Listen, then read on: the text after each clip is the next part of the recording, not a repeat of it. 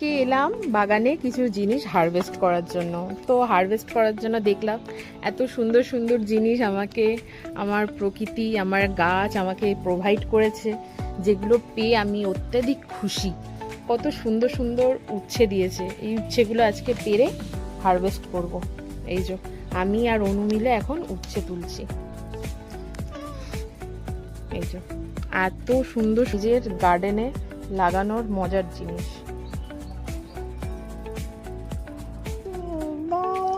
লঙ্কা হয়েছে, সেটাও তুলে নেব আমরা।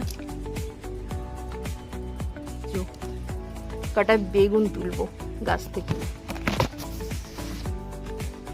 এই একটা, আর ওই যে ওইখানে একটা আছে।